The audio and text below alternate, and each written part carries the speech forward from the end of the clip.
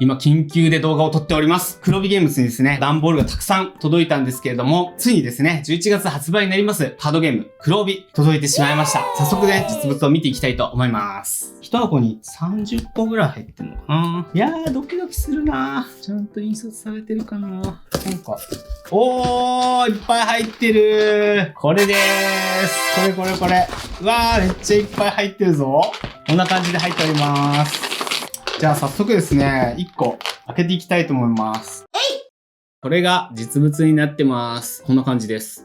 はい。横がこんな感じでタイトルがあって、裏面も綺麗に印刷されました。マニアックな話すると、入稿データって CMYK っていうデータ形式で入稿するんですけど、僕らデジタルの人はいつも RGB というですね、形式でやり取りするので、結構色味が変わっちゃうことがあるんですね。ここを気をつけながら入稿するのが結構骨が折れました。箱のサイズはですね、手のひらよりちょっとちっちゃいぐらいですかね。じゃあ実際開けてみましょう。緊張するわけですよ。何度も確認はしましたがね、カードの表面と裏面がしっかり整合性が取れてなかったりすると全部廃棄になりますので、いやマジでドキドキするなぁ。はい、この感じ。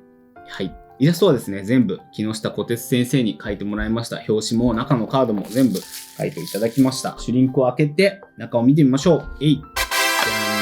おー。中には遊び方指南書というですね、説明書が入ってます。結構頑張ってわかりやすく書きました。これほぼほぼウェブで見れるようにしていますので、興味ある方は見てください。ウェブで見れるのは実はこっちの表面だけでですね、裏面にキャラクターの紹介とかですね、別の遊び方のスタイルだとかいうものも書いてあったりしますので、こちらをですね、買ってからのお楽しみということで。というわけでね、これ説明書です。あとは、この技あり、裏が1本って書いてある、このポイントを表すチップが7枚入ってます。これ抜いて使ってください。結構しっかりした厚紙で印刷されております。空手の大会とかよく見たことある人はわかると思うんですけど、だいたい日本選手で勝ちになります。で、技ありが2つで1本に相当するので、技あり4でも勝利ですし、1本2でも勝利っていうようなポイントになります。このね、ポイントのチップが7枚あります。さて、あとはですね、サイコロ。これが6個あります。大体ですね、空手とか武道の大会って紅白に分かれて戦うことが多いです。大体主審の左側が赤、右側が白っていうことが多いですけれども、これも模していて赤と白の選手が戦いますね。次がカードです。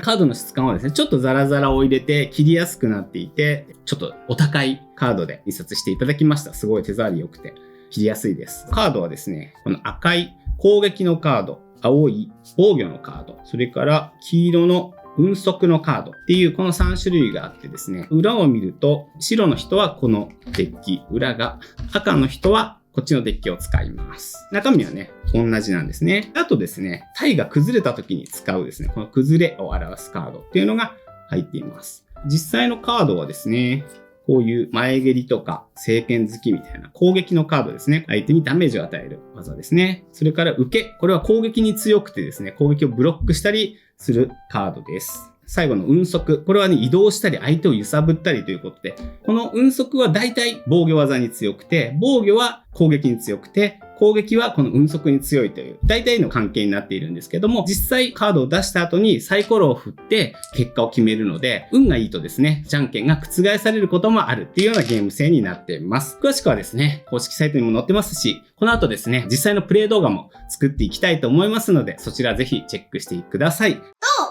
本格的な空手の対戦が味わえる黒帯11月22日いよいよゲームマーケットで発売いたします。初めての出店ということであまり数を作っておりません。ゲームマーケットで売り切れてしまった場合はその後通販等をやるかどうかはまだ未定ですのでご容赦ください。この手のカードゲームはですね、生産にも時間がかかってしまうので、もしですね、再販する場合も少しお待たせしてしまうと思いますのでですね、ぜひ来れる方はですね、ゲームマーケット11月22日にブースでお買い求めいただけますと大変嬉しいです。よろしくお願いします。